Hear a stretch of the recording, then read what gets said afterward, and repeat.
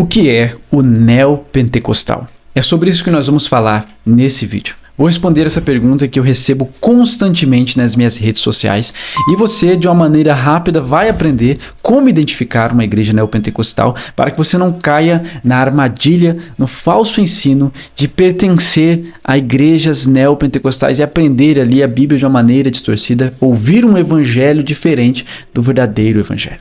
Bom, o movimento neopentecostal, que é um movimento evangélico, ele é o que mais cresce nos últimos anos e você vai entender até o final desse vídeo por que ele é o que mais cresce. Mas ele não é um movimento que nós podemos considerar cristão. Ele é um movimento evangélico, mas não é um movimento cristão. Por quê? Porque uma das características, inclusive a principal das características, acredito eu, é o sincretismo religioso que existe dentro das igrejas neopentecostais. Eles misturam elementos de várias religiões, principalmente religiões de matriz africana, religiões espíritas e religião judaica. Então, é muito comum você encontrar em igrejas neopentecostais Arca da Aliança, Cajado de Moisés, sacrifícios, mas não sacrifícios de animais, sacrifícios financeiros, né? Claro, eles têm que se beneficiar de alguma maneira.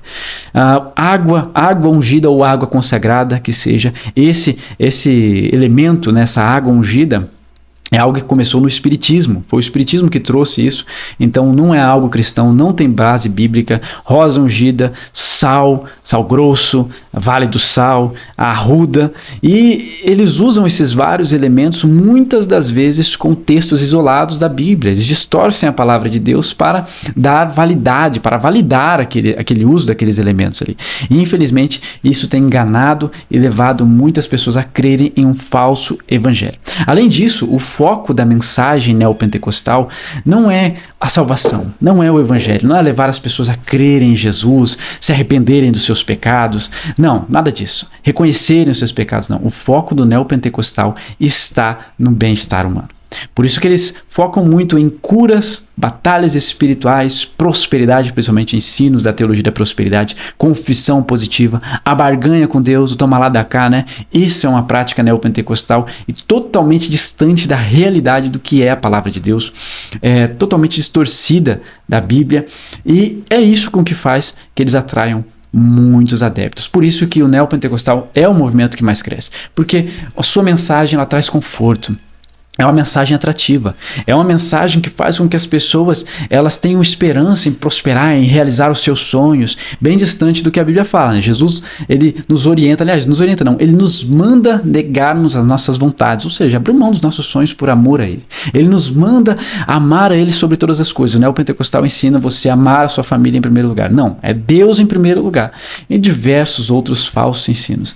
Além disso, o neopentecostal ele também tem frases que são bem comuns, como você tem que prosperar, você tem que ser curado, Deus é obrigado a te abençoar, Deus está me mandando dizer isso, aquilo, no caso das profecias, né? Os neopentecostais eles não creem na soberania de Deus nem na suficiência das escrituras, mas eles sempre precisam e ensinam que você tem que ter algo a mais, uma revelação a mais, vinda do seu líder geralmente. Deus manda dizer algo que está oculto, isso e aquilo, revelações e tudo mais, ou seja, não basta as escrituras. Para eles, precisa sempre de uma revelação a mais, precisa acrescentar algo a mais. O sacrifício de Jesus não é suficiente, tem que ter algo a mais. Isso também é uma grande característica do movimento neopentecostal que você tem que ficar muito atento, porque se você fazer parte de uma igreja neopentecostal, dificilmente você vai conseguir receber a salvação, você vai conseguir alcançar a salvação e você também dificilmente vai aprender sobre a Bíblia de uma maneira coerente e verdadeira.